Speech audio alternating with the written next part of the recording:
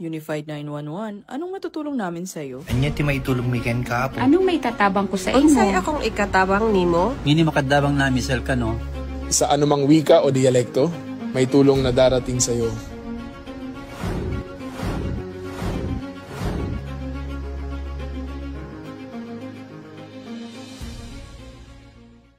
Lilingkod sa bawat Pilipino at magbibigay ng tamang impormasyon para sa tahimik at maayos na Pilipinas. Police News Network, alagad ng batas, tagapagtaguyod ng balitang pulis, sandigan ng mamamayan, patnubay ng katotohanan.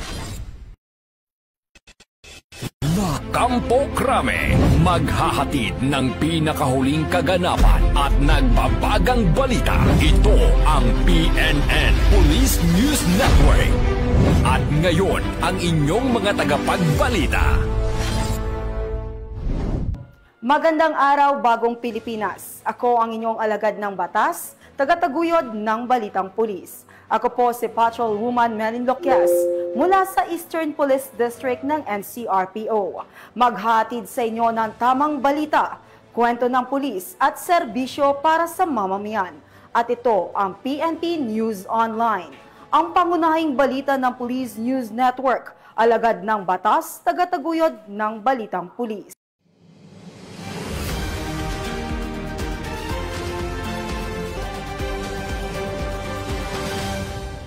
Narito ang mga balitang dapat niyong abangan.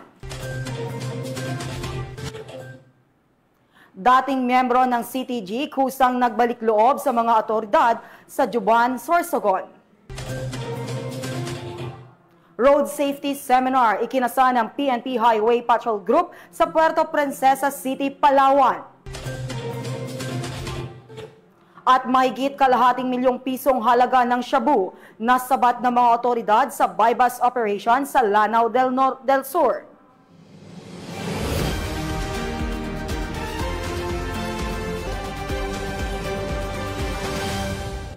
Narito ang mga balitang hatid ng ating PNN correspondents mula sa iba't ibang panig ng bansa.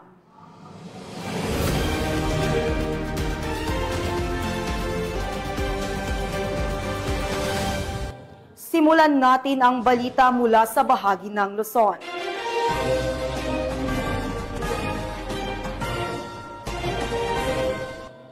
Upang maging ligtas ang bawat partisipante sa kanilang pagmamaneho sa kalsadahan, isang road safety seminar ang isinigawa ng PNP Highway Group na ginanap sa Puerto Princesa City, Palawan. Magbabalita dyan si Patrolman Mark Roland Feliciano.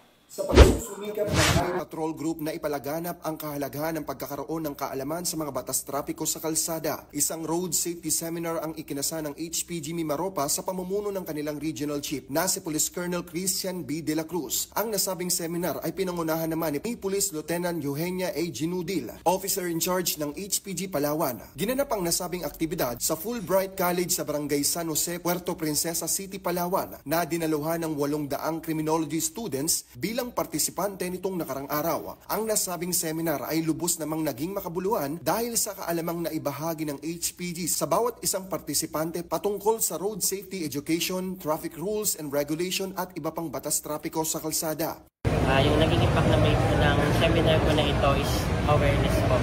Sa ngayon po, half of the population po sa Palawan is gumagamit ng motorcycle or any vehicular.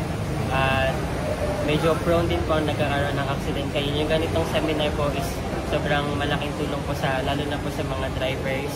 Hindi lang po sa mga students na ginagamit ito for the means of transportation, lalong-lalo na rin po sa mga nagtatrabaho. Bilang Guardian of the Highways, ang HPG ay patuloy na magbibigay ng serbisyo at magpapaalala sa bawat isang motorista, commuters o kababayan nating nais magkaroon ng kaalaman sa tamang paggamit ng kalsada. Estudyante ka man o simpleng mamamayan ay dapat makiisa sa mga ganitong usapin. Ang mga aktibidad nito ay naglalayo na magkaroon ng kaayusan sa bawat lansangan at kalsada sa ating bansa. Kami ang Highway Patrol Group, ang kakampi nyo sa kalsada na patuloy na magbibigay ng serbisyong HPG dahil dito sa ating bagong Pilipinas. Ang gusto ng pulis, ligtas ka.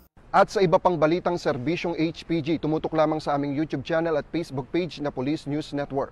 Mula sa tanggapan ng kakampi nyo sa kalsada, ako po si Patrolman Mark Roland Feliciano para sa Police News Network, alagad ng batas, tagataguyod ng balitang pulis. Maraming salamat, Patrolman Feliciano. Arestado ng mga otoridad sa bisa ng warrant of arrest ang isang tricycle driver dahil sa kasong qualified rape sa Ordaneta City. Police Staff Sergeant John Del Supremo sa balita.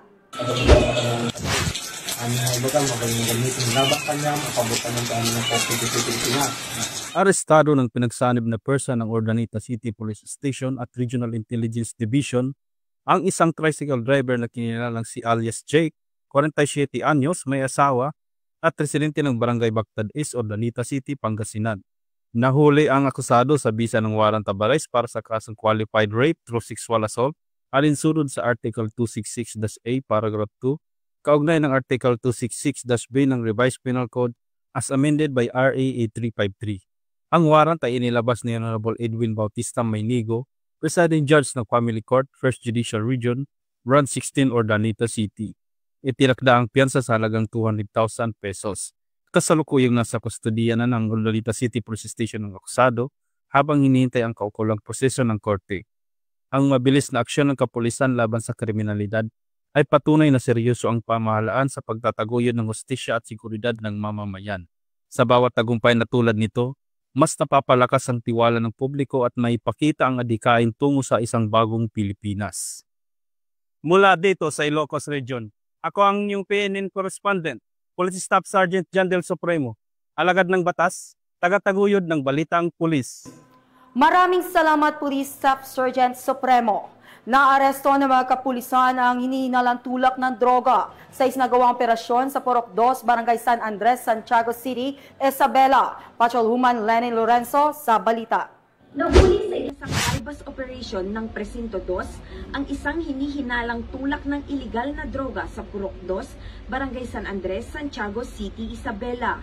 Kinilala ang suspect sa alias na Joey, 41 anyos, isang vendor at residente ng Barangay Patul, Santiago City. Nakipagtransaksyon si alias Joey sa isang operatibang pulis na nagpanggap na buyer at ibinenta ang isang sachet ng hinihinalang shampoo sa halagang 2,500 pesos. Bukod sa nabentang sachet, nakumpiska pa sa kanya ang 3 karagdagang sachet na nakita sa kanyang coin purse.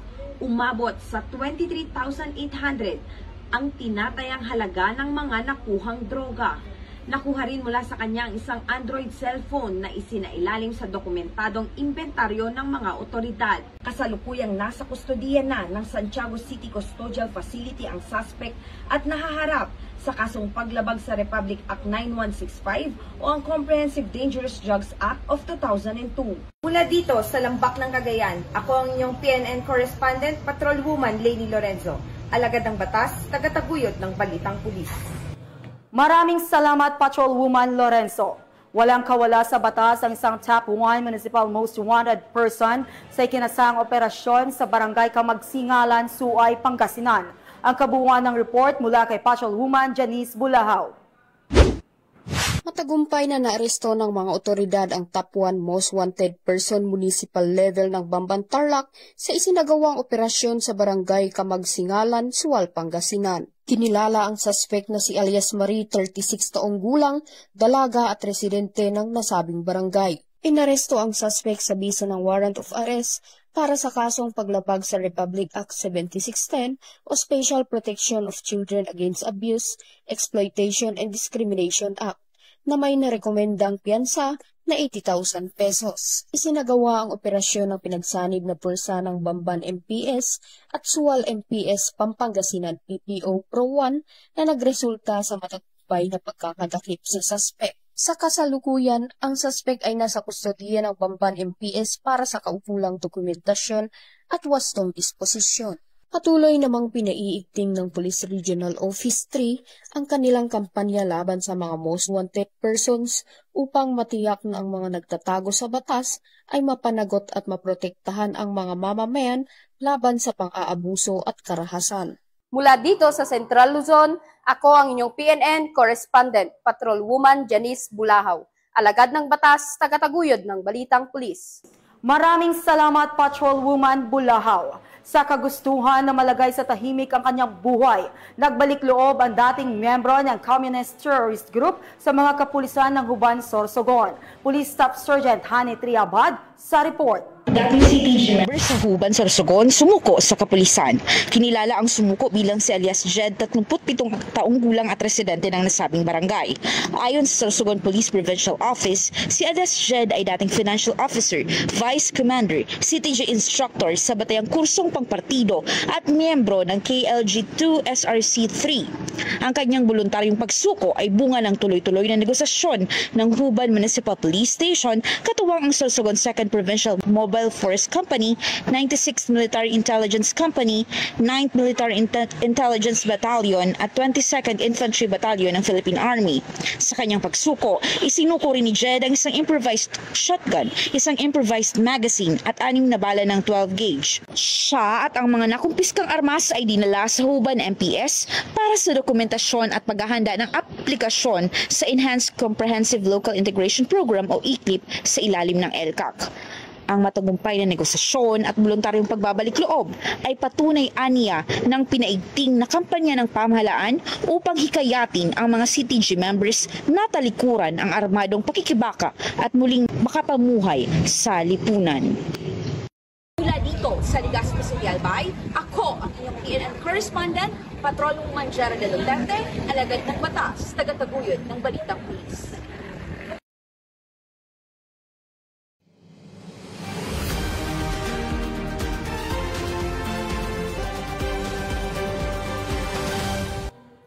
Tunghayan naman natin ang mga balita mula sa Visayas.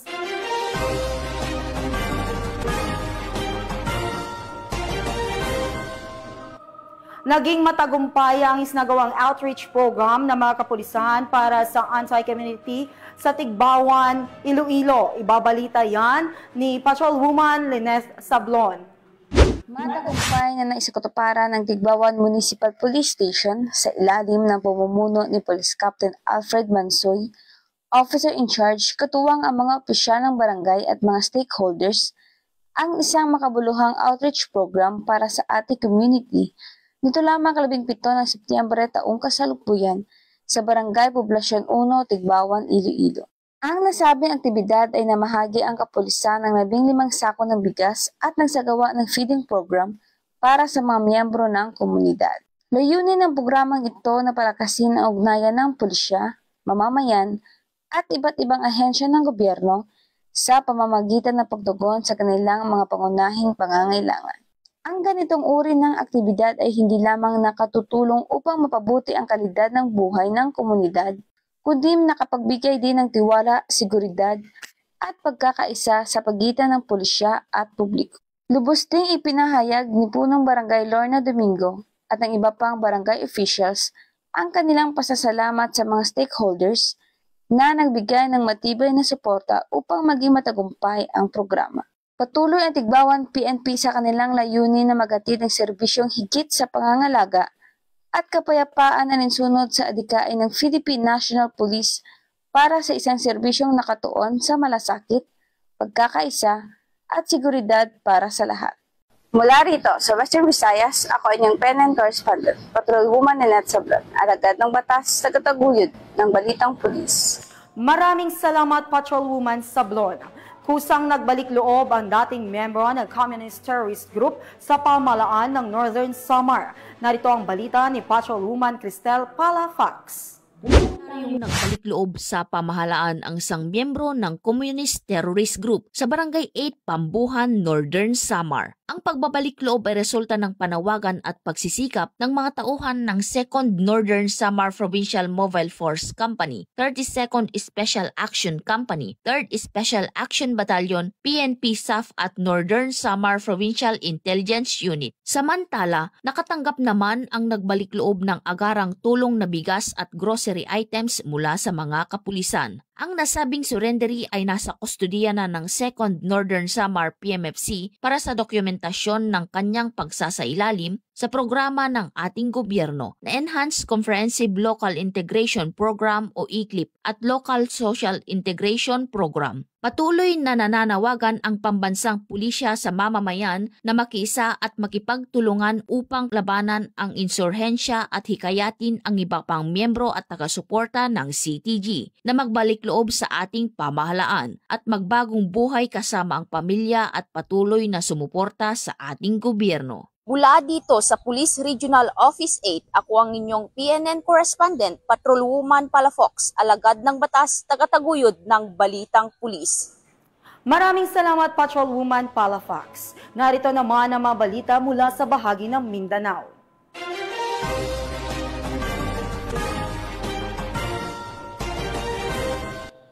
Nakumpiska ang isang kalibre 45 baril mula sa isang individual sa bisa ng isang search warrant ng mga tauhan lang ng Bayong Police Station sa Sultan Kudarat.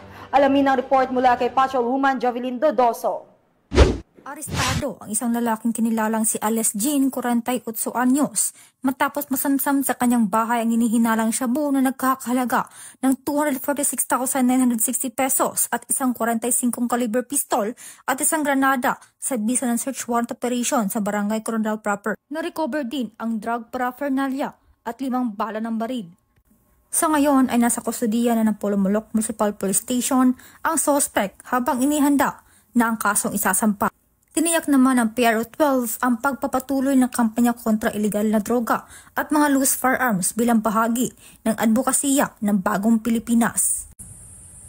Mula dito sa Rehiyon 12, ako ang yung PNN correspondent, Patrolwoman Ara Cassandra Concon, alagad ng batas, tagataguyod ng Balitang Pulis. Maraming salamat, Patrolwoman Dodoso. Nagsagawa ng send-off ceremony ang Cotabato PPO at magde-deploy ng 25 personnel para sa 2025 BARM Parliamentary Election. Patrolwoman Vina Morales sa report. Dumalo si Police Colonel Galberto B. Tuzon, Police Director ng Cotabato Police Provincial Office, sa send-off ceremony para sa mga contingents ng Police Regional Office 12 na i-deploy para sa 2025 BARM Parliamentary Election na ginanap sa Sultan Kudarat Police Provincial Office, Camp Colonel Amando Dumlao, Isulan, Sultan Kudarat. Ito lamang Setyembre 15, taong kasalukuyan. Pinangunahan ang seremonya ni Police Brigadier General Arnold P. Argente, Regional Director ng Police Regional Office 12, at dinaluhan ng mga Provincial at City Director. Nag-deploy ang Cotabato Police Provincial Office ng 25 personnel upang palakasin ang puwersa ng seguridad sa Maguindanao del Sur, lalong-lalo na sa papalapit na BARM Parliamentary Election. Muling pinagtibay ni Police Colonel Tuzon ang kanyang pangako na ipatupad ang batas, panatilihin ang kapayapaan at kaayusan, at tiyakin ang kaligtasan ng mamamayan ng Cotabato. Ipinahayag din niya ang kanyang buong suporta sa misyon ng Pro 12 na masiguro ang mapayapa at maayos na 2025 BARM Parliamentary Election. Mula dito sa Rehiyon 12, ako ang inyong PNN correspondent, Patrolwoman Vina Morales, alagad ng batas, tagataguyod ng Balitang Pulis. Maraming salamat, Patrolwoman Morales. Mahigit kalahating milyong pisong halaga ng shabu na sabat ng mga otoridad sa 3 individual sa bypass operation sa Lanao del Sur. Ang detalye ng balita mula kay Patrolwoman Veronica Lagi. Nasabat ang 615,400 pesos halaga ng shabu mula sa arestadong 3 individual sa isinagawang anti-criminality checkpoint ng Boa de Puso, Bundong MPS sa Barangay Manakab, Poblasyon Boa de Puso, Bundong, Lanao del Sur nito lamang ika-16 ng Setyembre taong kasalukuyan.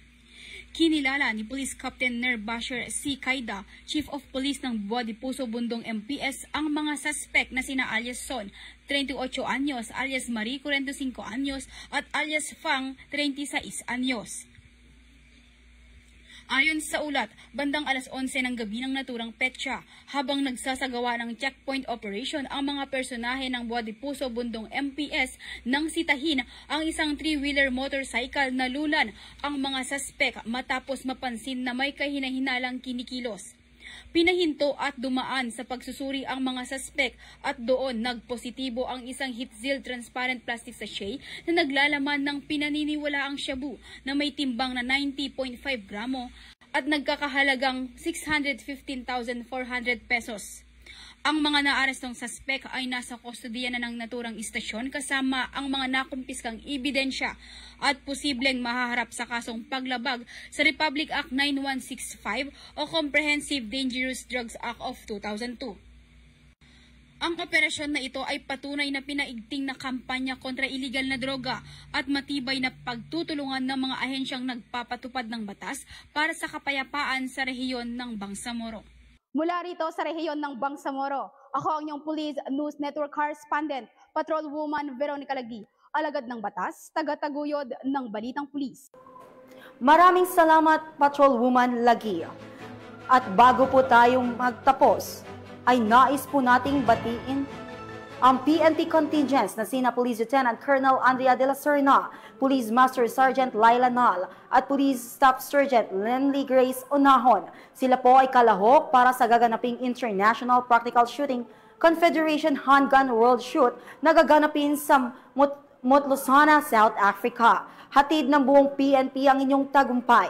Good luck po sa inyo mga ma'am and God bless. At yan po ang mga balitang nakalap ng ating PNN correspondents mula sa Luzon, Visayas at Mindanao. Sa ngalan ng pamunuan ng Philippine National Police sa pangunguna ni Acting Chief PNP, Police Lieutenant General Jose Melencio Nartates Jr. at sa pamumuno ni President Ferdinand Bongbong Marcos Jr., kami ay maglilingkod sa bawat Pilipino at magbibigay ng tama at balanseng balita. Mula rito sa tanggapan ng tagapag-ugnay ng Pambansang Pulisya, ako ang inyong alagad ng batas, tagataguyod ng Balitang Pulis. Ako po si Patrolwoman Melin Loquias mula sa Eastern Police District ng NCRPO. Maghatid ng tamang balita, kwento ng pulis at serbisyo para sa mamamayan. At ito ang PNP News Online, ang pangunahing balita ng Police News Network.